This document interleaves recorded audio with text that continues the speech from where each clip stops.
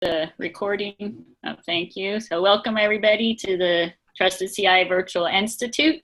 Today we have Erik Deumens from Florida, who's thankfully got power and internet. So he has a PhD in computational nuclear and chemical physics. Let me see. I'm going to read his bio, although you can also check the notes.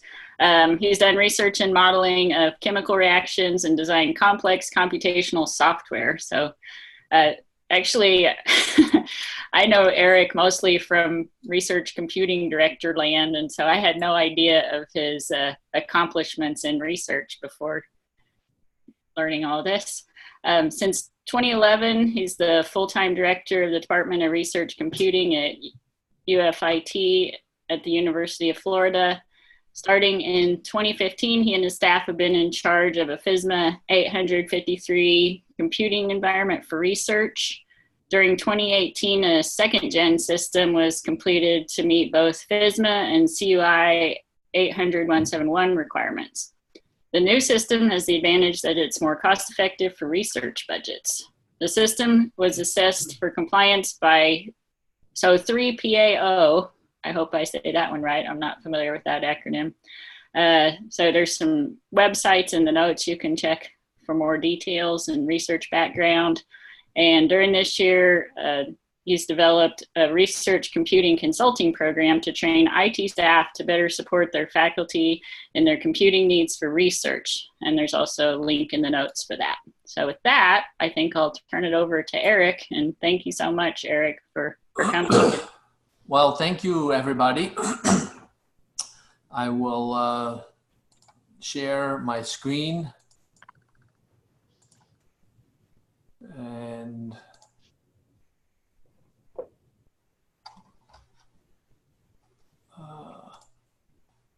there you go. So as you heard, I started as a scientist, but in the last several years, I'm a director for research computing. So I manage infrastructure at the University of Florida for our researchers to do research. And in the last 3 years, I've been very intensely involved in research that requires compliance. And so what I'll be talking about today is an overview of what are the challenges that you need to meet. So we start from the vision of cybersecurity, and why do you have a compliance framework? Where does that come in? And I want to also make clear the difference between security on the one hand and compliance on the other hand. And then, although I'm familiar with more complicated or more varied compliance frameworks, I will just focus on the one that is controlled unclassified information, which is the one that is sort of most recently in the news, and it's related to the NIST 800-171. And I'll take that as an example, because one of the issues that many people in the security world and in the IT world misinterpret is that they think that the majority of the work is related to some technical stuff. And then once you complete that technical stuff, like you buy some system, you buy some software, you do some intrusion detection or whatever, you put a firewall in place, and then, okay, now we're good. And that actually is not the case. The compliance is much more complicated. And so I will focus a lot on the other things besides the technical. And then the bottom line is there's a lot of effort involved, there's money involved, there's technology involved, and you need to find some kind of a balance, because if you go overboard, then you will run into all kinds of constraints, like the technology cannot do what you would like to do, or there's no budget, or you cannot get the people to execute it, and then your whole program fails completely, which is worse than having no program at all, right? It's better to have a program that's not completely in place than to have nothing at all. And I have a number of slides, but it's not a very large number of slides. So if there are any questions during the talk, please interrupt me and ask, and then I'll address them as sort of the talk goes. So the context of why is cybersecurity more important now than it has ever been is because in some sense, the world is engaged in a cyber war. And the cyber war has some nation state actors, but the majority is all kinds of smaller groups that are they're well organized, but they are just after profit, and they do all kinds of things. But the result is that anybody who is trying to run some infrastructure has to deal with these constant attacks. The University of Florida gets 150 million attempts to break in every day. That's a lot. And so you try to build systems that can deal with this in as well as possible. And the whole idea of security and breaches is not really how can we avoid them. It's like, how can you prepare when it happens? It's not whether it's going to happen. At some point, it's going to happen. And you have to make sure that you can contain it as quickly as possible and make sure that there are no massive disasters, that you know what to do, that your people know what to do, that the researchers know what to do, that there is proper staff. So it's a worldwide concern, and you can have tons of examples. My credit card and my fingerprints from when I became a citizen, they've all been stolen, and so my identity is probably there for somebody to use or for somebody to sell to somebody else who wants to use it. So far, I haven't gotten any adverse effects yet, but probably at some point, somebody's going to buy my identity and do something with it. So there are two kinds of countermeasures that you have to put in place if you're an organization that operates cyber infrastructure and supports activities that partially, and today everything has some component that happens in cyberspace. And the first one is you have to be vigilant. So that means you have to watch out and do whatever it is you're doing in a sort of good way. You have to be vigilant. You do your continuous monitoring, patching, and you can do it at different levels depending on the size of your organization. But you have to do some of it, and you have to decide what's the risk you're willing to take. And then the second thing is the national and state and even organizational policies and rules are going to be trying to mandate this, because there are too many places where different organizations or different pieces of organizations react at a different level. And so that's where regulations come in. And then what's the value of regulations? Well, on the one hand, you need to be compliant, so you follow them, but you can also interpret them as some sort of best practice. And then in order to make sure that your compliance is real, and it's not just like, oh yeah, we do this, there has to be a process of auditing. So you have to have some external person come and check and see that you actually are doing what you say you're doing. Now, the ultimate goal, the holy grail, which is still a subject of research, is to engineer provable security in systems. So that is the holy grail. How can we build a system?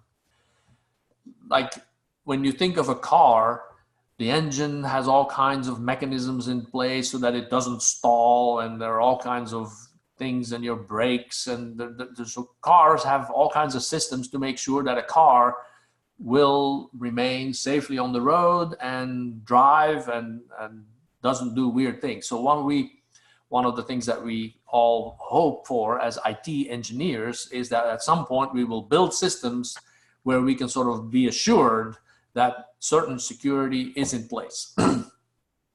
And one of the NIST documents that's recently is NIST 800-160 is exactly that. It's a document, best practices for engineering a system that is then better, easier to make sure that it is in compliance, easier to do continuous monitoring, easier to maintain, and slowly go to that goal of being assured that the system is reasonably secure. You can never be 100%, but we're going to go there. So the example of CUI compliance is a really good example. What happened in the past is that there are some rules in place where data needs to be managed with certain rigor. And as a matter of fact, there is the Federal Information System Management Act of 2001, FISMA, that basically said all federal systems need to be managed according to these standards, and that will provide some minimum consistent level of security within at least the federal government, because the federal government can mandate what the federal government does, or Congress can mandate what the federal government does. But it turns out that there was a very spotty, the Office of Management and Budget is supposed to then check on these federal agencies, and it did that several times, and every time it did it, like it did it in 2005, it did it in 2010, it found that the majority of federal agencies did not meet these standards whatsoever. But then there was an even more complicated problem, and that is that even if the federal government did all these good things to keep their data safe, once there was a contractor who got hold of the data, there was no good way to enforce that the contractor also follow certain standards. And so now, even if you had some good contractors, and especially in the Department of Defense, this is of critical importance, you would hand off some data to some company, and the company was really good, but that company had a subcontractor, and the subcontractor also needed that data, but that was just a group of 3 people in a garage, and they did some really good stuff, so they definitely wanted that contractor, but their IT infrastructure was like totally open. And so then that turned out to be weaknesses, and then when certain data leaked and they did an investigation, they found that, well, this one subcontractor, they had a copy of that data, and that's where it leaked. So that's when, in 2010, an executive order came out that basically said, we need to come up with a system to uniformly have proper management of data, and it has to sort of go through different contractors and subcontractors. The whole chain has to be consistent. And that is essentially the CUI program, Controlled Unclassified Information. Obviously, for classified information, which is secret and top secret, there are separate rules, but this is more widespread, covering a large amounts of data. So then in 2015, the federal government created this big, a modification to its big rule. There's something that's called the Federal Acquisition Rule. And every contract that the federal government has with anybody needs to meet all the requirements of this Federal Acquisition Rule if they apply. And so they put an extra clause in there basically saying that if you have a federal contract with the federal government, then you have to make sure that you follow all these standards for data. You have to classify it, and if the data is required to be carefully monitored or whatever, then you have to do that no matter how deep the chain of subcontracts goes. And so that was pretty onerous, and many people said, oh, this is complicated. But the Department of Defense immediately jumped on it, and they say, hey, this is great. This is exactly what we need. So they basically, they have their, what is called the Defense Federal Acquisition Rule Supplement, and they basically immediately required it from August 16, 2015. They said, it's required. Then, of course, many places, contractors, including universities, who do have grants from the University of Florida. So when you get a grant, some money is transferred, and that means that at some point somebody in the university at the Office of Research signs a contract with the federal government, in this case the Department of Defense, and that contract has all kinds of terms and conditions in it, and this federal acquisition rule, they all have to be included. So many universities say, well, but it's impossible for us to immediately do this. You have to give us some time to comply. And then the Department of Defense says, okay, we'll give you until December 31st of 2017. And whenever you sign a contract, you have to, within 1 month, write a letter to the CIO of the Department of Defense saying that you're aware of this and that you will do everything you can as soon as possible to meet these controls, security controls for CUI, which are explicitly specified in a document that's published by NIST, the National Institute for Science and Technology, in special document 800-171. And the process, which is listed here as NIST 800-171, then it was revision 1, now it's revision 2. It has been refined. And so that is the basis for one of these compliance frameworks. And I'll explain how this works, and then you'll see why more people than just technical IT staff have to be involved in this whole process. So the whole goal is to safeguard data. You want to create a sense of security by assurance that you're taking care of certain actions. And these actions are essentially best practices. Like if you take a cybersecurity training, you will say, well, these are the things you should do, and these are the things you should not do. And you essentially enforce everybody who deals with this data to do these best practices. You can't just hire a system administrator and say, hey, make it work. And whatever, as long as it works, nobody cares how you do things. That's not good enough for safeguarding data or for being this compliance. And so basically, you then have to meet these requirements. And how does that get implemented? Well, it gets forced through some contract language. There is basically in your contract that says you will do these things.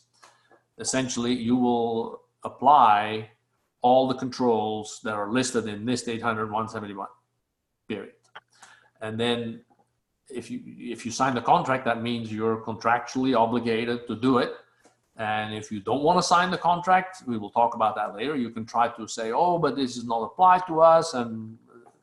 But as part of this executive order, essentially the chain is such that that clause cannot be removed. So if you get a subcontract from somebody, that clause cannot be removed. But that doesn't mean you have to do the very complicated thing. We'll explain that later.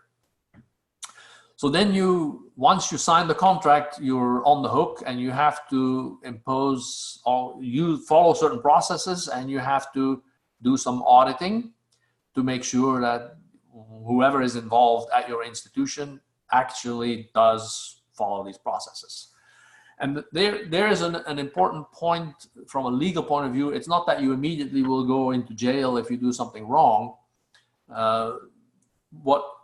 What is important is that you show due diligence. So you have to say, we are doing all these things. And then if a mistake happens, or if some person does not quite do everything exactly right, then you're probably fine. You know, there are cases where people have been fined, but there are also cases where people were investigated, audited, and they said, hey, you guys are not doing any of these processes. Now you're going to get a fine, and you have to put something in place within 6 months. But if they find that you're doing all these things, and but there are a whole number of controls that you're not doing properly, or you're not doing completely, you're only doing 10% of the activities that you're supposed to do, then typically you just basically get some kind of a list of activities. You got to fix this, you got to fix that, and you have some time for doing this, and you have a little bit more time for doing this other thing. Essentially, you have to show due diligence. And as long as you are doing something in the right direction, you're very likely to not be fined at all. So that's very important to understand. So if you're an IT person working in an organization and you do your best, but you don't have the budget to buy everything to make it perfect, but you document what you're doing, then you're in a good place and you're not going to end up in jail. Because you have to realize that some of these things, like export control, people have ended up in jail for doing the wrong thing. So it's not a total imaginary world here. Now, academic research and education is a little bit more complicated because one of the things that we have in the academic world is there's a fundamental openness, and that makes things harder. In a company, you usually have a very focused set of activities, a focused set of products, maybe, focused set of procedures, and then you can sort of look at them and say, okay, how can we make these procedures compliant? In an academic world, things are much more open, so it's more complicated. The second aspect that's important in the academic world is if we cannot raise our prices because we don't sell anything. Like if you're selling a widget, say a car, and you now all of a sudden have to build these cars in a process that takes more controls and more auditing, more quality control or whatever. So it takes longer and involves more parts. Then of course the car is more expensive. Well, then you just raise the price of the car and you sell the car at the price that it takes to be compliant. In academic world, that usually does not work that way. You either get money from local, state, or from federal grants or something, and all those numbers, those budgets, they stay fixed. So all of a sudden they say, you got to do this extra activity. Well, where am I going to get the money? So that is an extra complicated process. And that's where then risk management comes in. You have to sort of decide, well, where do we put the money we have to try and do the best possible to meet all the requirements. So one of the things that, so yeah, I want to give you here an overview of how you create a program for compliance. So the first thing is, and I'm focusing on supporting research at an academic institution. So that's your goal. The first thing, yes, go ahead. There was a question from the last slide. Is it right to assume that different sectors have different auditing practices, and do these vary based on government or private sectors? I think you covered a bit about that with academic, but that's a very good question. No, the auditing is a standard process, and that's where these 3PAO comes in.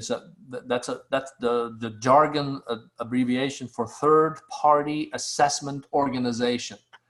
So these companies, they basically, you invite them in and you pay them, and they come and they look at your business processes and they look at your system.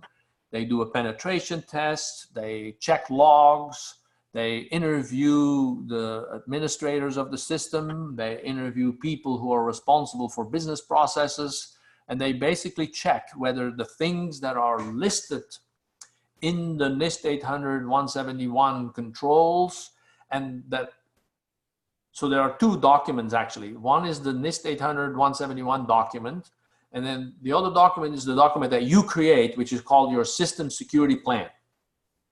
And that is how you describe how your organization, for this particular activity that needs to meet compliance, will manage everything that is listed in NIST 800-171. So basically, you may say, we will build all our IT infrastructure on-premise in a data center, and we will then make sure that the physical controls are there. There is a guard and there is a PIN number to get into the door, whatever. You describe that, and then the auditors come and they basically look at that thing that you said you were going to do, and they verify that you actually do it. Like if you say, we keep a log of every visitor, then the first thing they'll ask is, okay, give me the logs of the last 6 months of visitors.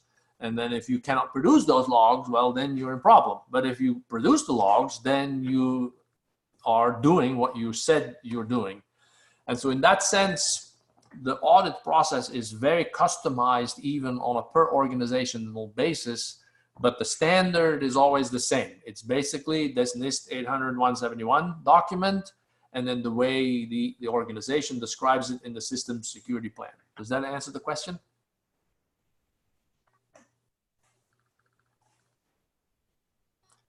Yes, thank you.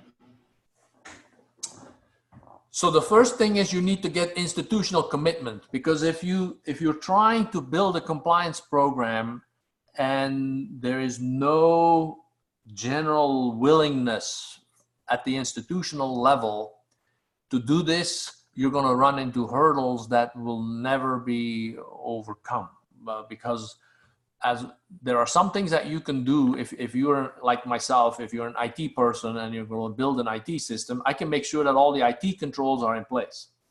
But if at some point I have to then work with the Office of Research when we do contract negotiation and figure out how often or what are the things that we're going to do as part of our business process to make sure that when a new grant comes in, it gets investigated and we figure out what's the best infrastructure to use for that particular project to meet the requirements of that contract. But if the vice president of research is not on board, then you're not going to be able to get the staff in the Office of Research to help you do this. That you'll try to reach out and they won't return your emails or your phone calls, and it's not going to work. So there has to be a general consensus at the highest level of the institution. Yes, we're going to do this.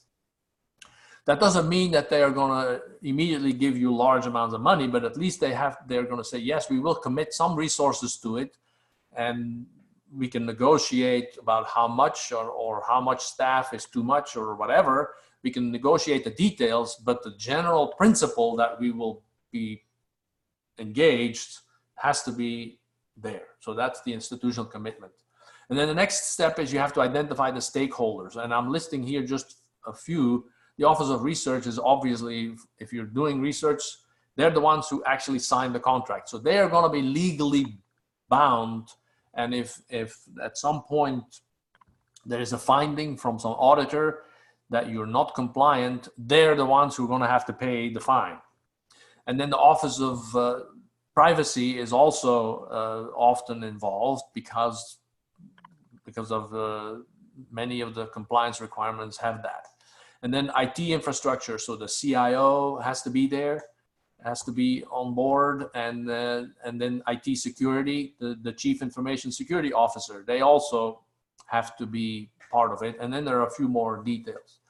And then once you have the stakeholders identified, then you can work with them to come up with an implementation. How are we going to do it? So then you make a project plan and you assign the people who are going to be responsible for some of these activities. You may allocate some space for some activities and build systems. So that's sort of the high level overview. And so here we see a little bit more details. The funding agency could be, or the source of funding could come from anywhere. And also, like I said, this requirement is sticky, so that if you are bound by some contract and you create a subcontractor, you have to pass that requirement on, because if there's some data that will be passed through to a subcontractor that is labeled as CUI, then the information has to be there. So in the contract, you have to say, if you get CUI, you have to be compliant. Now, it may very well be that the particular subcontractor doesn't get any CUI, doesn't get any data that is labeled as CUI. It only gets open data. Well, then you're automatically compliant because there is no CUI. So all the CUI that they are getting, which is none, is going to be managed correctly, right? So there are two ways that you can make sure that your subcontract is correct. One is you delete the requirement of being CUI compliant, and then of course it's not a requirement, or you leave it there and you determine that whatever information is exchanged with your subcontractor is not CUI, then you're also compliant by not doing anything special. Now, if there is CUI being passed, then you have to make sure that the subcontractor proves to you that they will do a proper job. Because if they leak the data, then you're still responsible. So here I list another more detailed, the people that are involved, and you can see everybody is involved. Even at the end, faculty, staff, and researchers, they have to go through proper training, which is one of the big requirements of all these compliance frameworks, that you have to explain to everybody who is involved that they know what they're supposed to do, and if they see something wrong, who should they contact. All that is part of the training. So here is an important point, that is the business process. You have to understand how it works, and essentially it comes through some research award contract or a data use agreement. And then you basically have to figure this out. And that's where a lot more people are involved than just IT people. And then in the research project, that's when a new group of people come in. Typically the department chair, the faculty members, and the graduate students and postdocs in the research group are then involved. And some IT people, which could be some local IT people at the department level, or IT people across the university as part of the general central IT.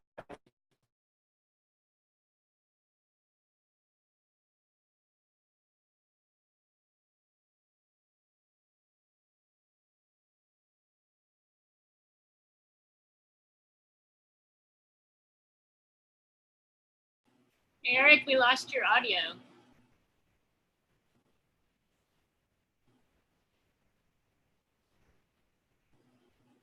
Still, or maybe I lost.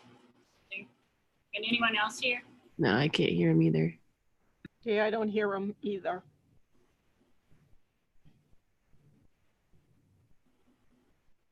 Still no.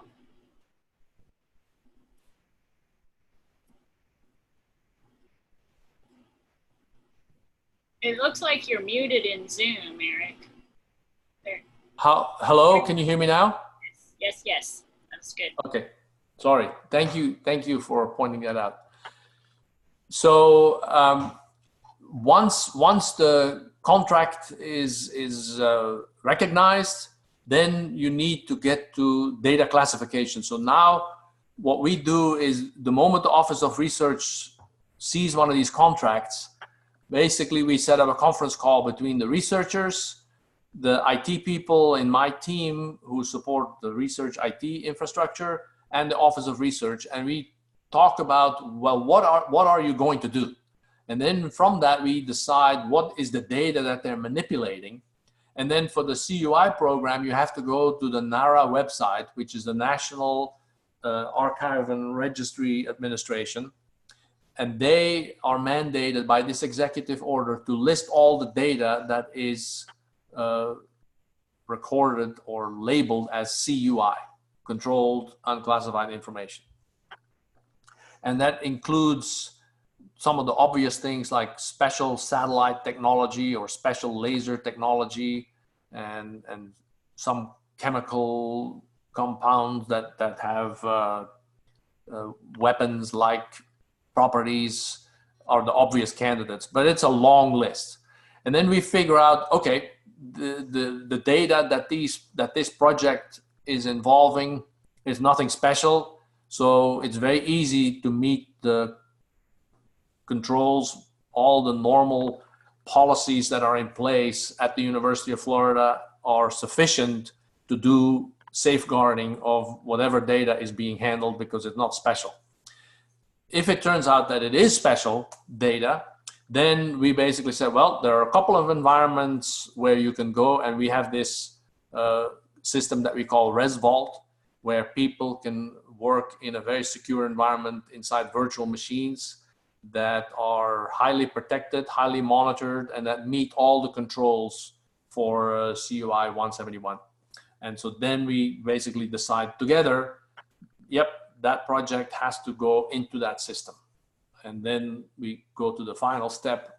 We implement the research project, we train the participants, we configure the system, which can be done, it's all software driven, it can be done in a couple of days. And then the system is up and running, the project can be up and running.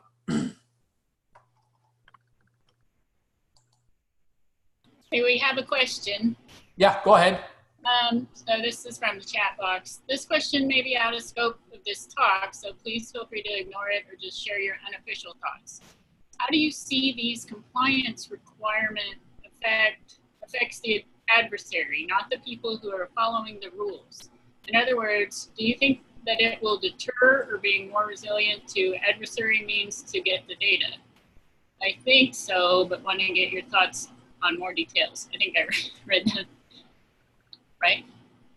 Yeah, so let me sort of see if I properly understand the question.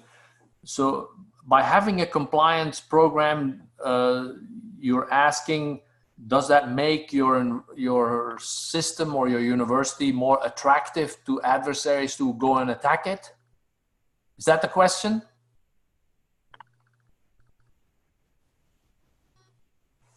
Yes. Yeah, actually, this is interesting. That's the opinion of the CISO. Our Chief Information Security Officer feels that, hey, I don't want you to advertise anything about this new system, because then the bad guys will try to break in.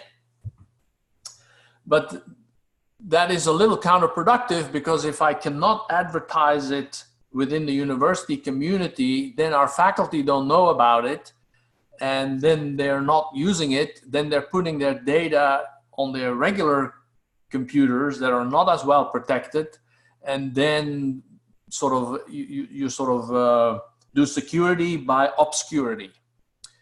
So our system is pretty well designed, and we watch it, we monitor it. So do we get attacked more? I actually doubt it, because a lot of these people that are trying, the bad actors, they are sort of like the thieves that walk through the neighborhood and they look at all the houses, and if there's some house with an open window, then they'll break in. But if it's a little bit too hard to get in, then they move on to the next one, because the first thing that they need to do is time matters. To be quickly get in, steal something, get out. And so what they try to do is, our system, since it has these procedures in place to make sure that if a new patch is released for some security vulnerability, we make sure it gets applied very quickly. Whereas some workstation in a lab might not get updated that quickly, because it needs to be done by a graduate student, and the graduate student is trying to finish his paper for this conference or something, and so they'll say, I'll put in the patch next week, and then it's too late.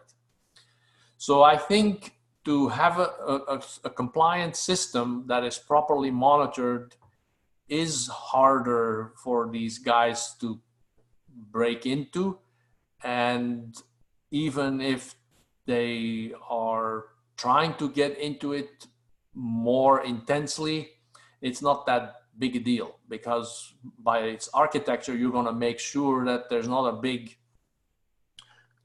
attack surface anyway, right? For instance, our secure system, there's only one place you can get into, and in order to get to that place, you have to first authenticate with two-factor with our University of Florida system, and then the web server who guides you through the login process is willing to talk to you.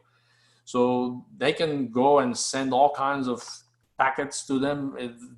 They all bounce back, you know, they don't even get accepted. So I think the overall benefit of making it, of having the system, making it clear, making sure that people use it, outweighs the possible more intense attacks you get.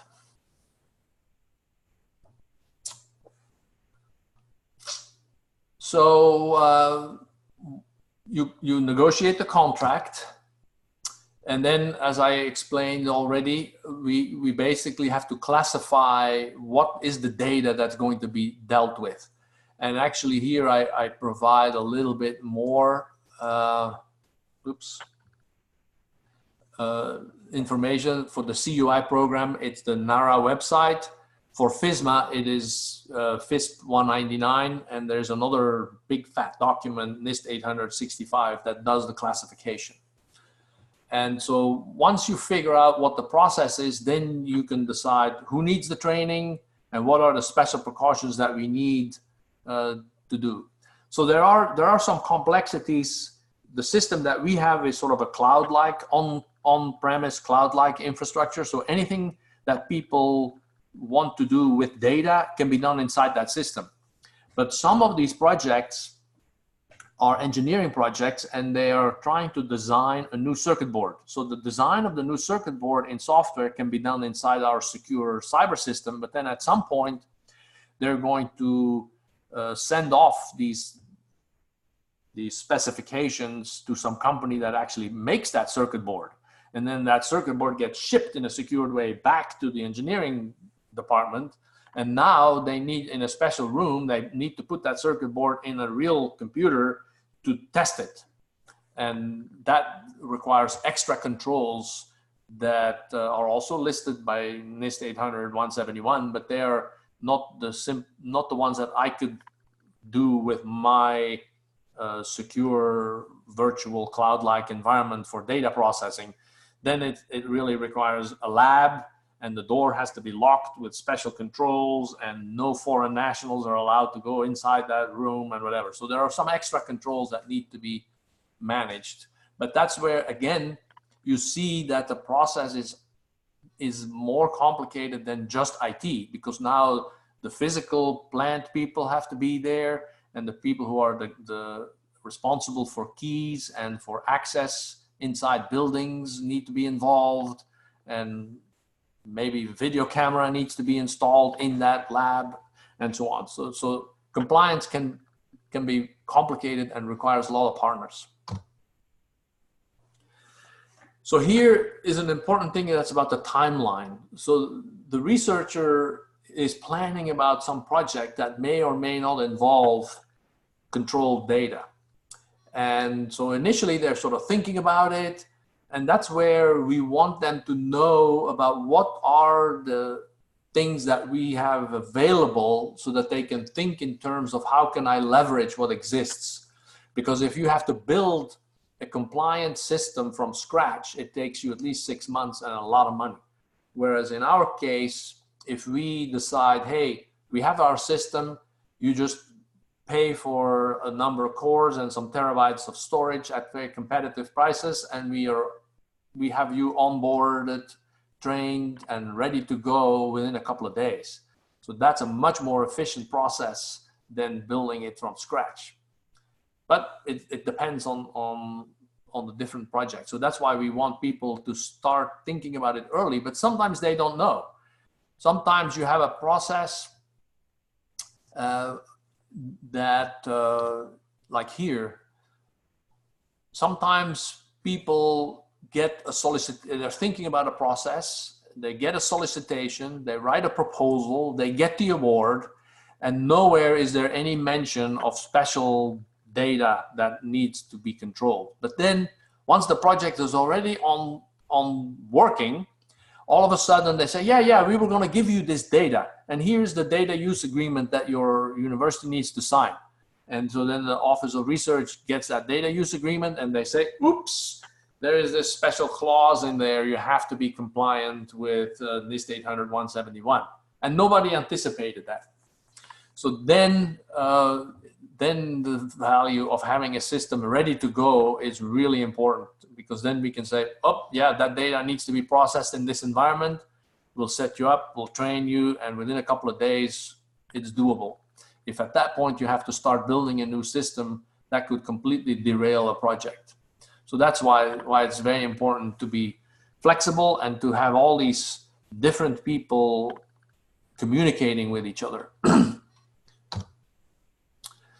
So the process for a research project is you have the contract, or the data use agreement. You determine what is a compliant system, and then you basically decide, well, what do we have to deliver? And we have to train participants, we have to monitor compliance, and then we basically, the researchers complete the work. We have documents and records and logs that we are compliant if an audit appears. And then at the end, we dispose of the data in a proper way and we remove participant access, and then we close the project. So that's a life cycle of a project that we support in the environment, making sure that everything throughout is compliant. So here I want to list a few information controls. So some of them are technical, like two-factor authentication.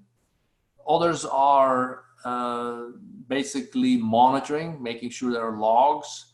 And third ones are training and awareness. So to give you a brief overview, I'm not going to get into the details. The NIST 800-171 has a total of 110 controls. There are 6 IT controls. There are 2 physical controls, control families, and 6 procedures of how to do things. So you can see that the IT is just a piece of it. And here is a longer list of what the particular families are. So the total number of controls is not that big, but it still requires a significant amount of work.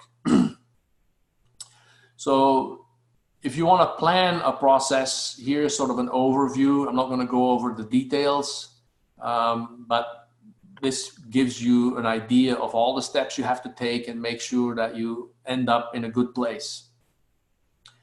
And I already explained that it's very important to get the stakeholders together and get the administration to buy in. And here comes sort of the decision that you have to then make with these people, because you're going to ask them for resources at some level, some commitment, and the resources will come in the form of money or in the form of dedication of time of staff, which is money in a different form, right? It's resources. And that's where you need to figure out what is the balance between the mission that you're trying to meet for your university in the case of academic research. What's the available budget? What's the priority? Because there may be other things that the institution is higher priority. And then what's the risk that the university is willing to take? And you sort of figure out what the mixture is. And in order to get that mixture correct, you have to have all these people engaged in the discussion. It cannot be just IT, because IT might ask for too much budget and then focus on a couple of controls, but leave a massive gap in training or in log monitoring. And then you're still going to be fined as non-compliant. So that's where you have to have the correct balance. So yeah, these are just more details. Here is an overview of the IT controls.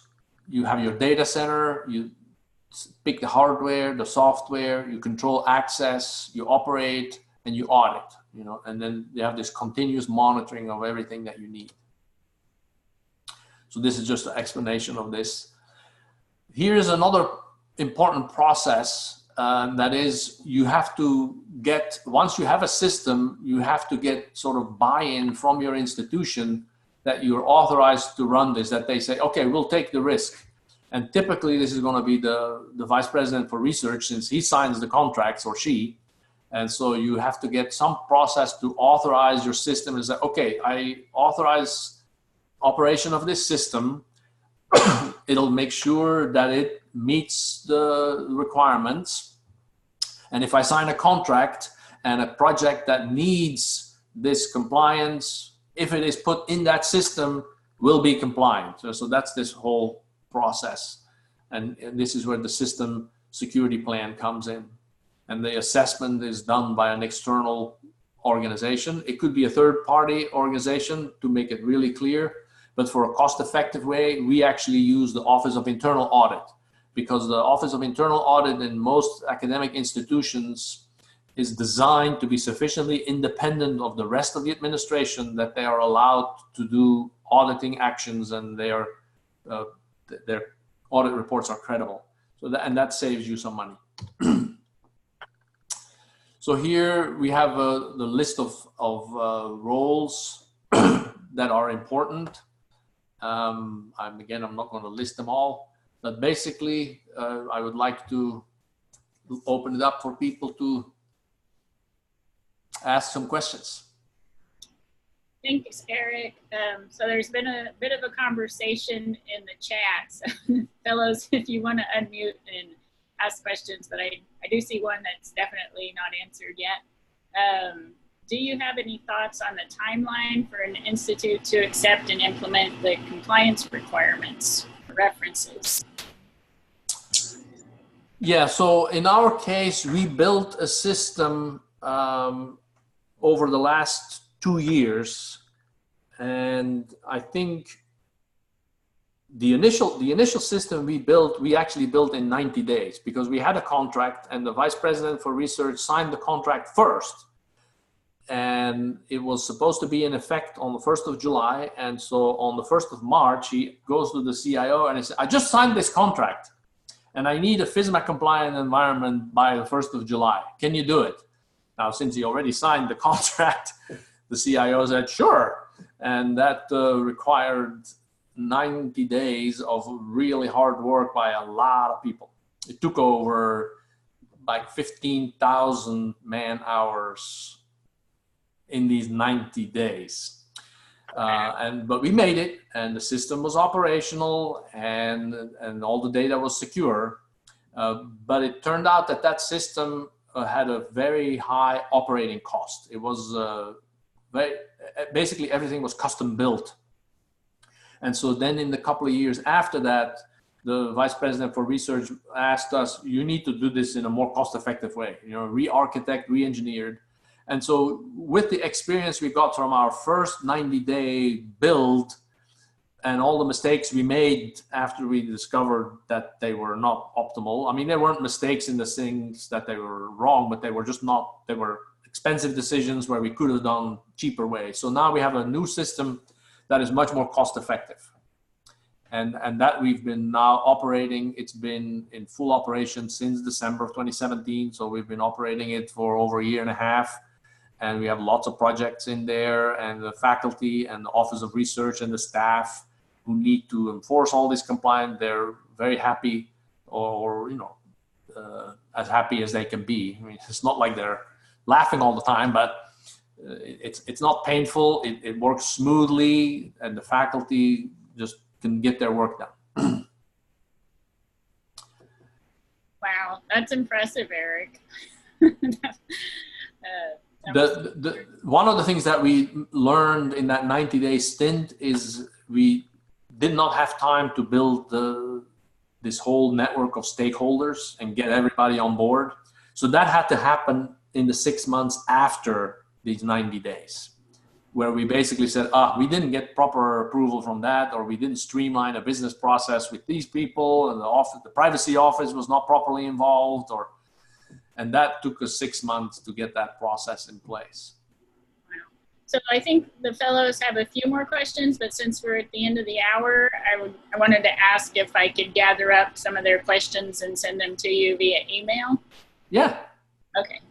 Well, then that would be perfect. So I just want to thank you again. This was great. I know it's something that so many institutions are struggling with.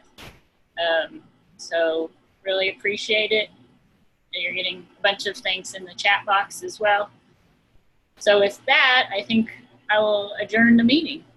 So thank you all very much for coming, and thanks, Eric, again. Really appreciate it. Yep, thank you.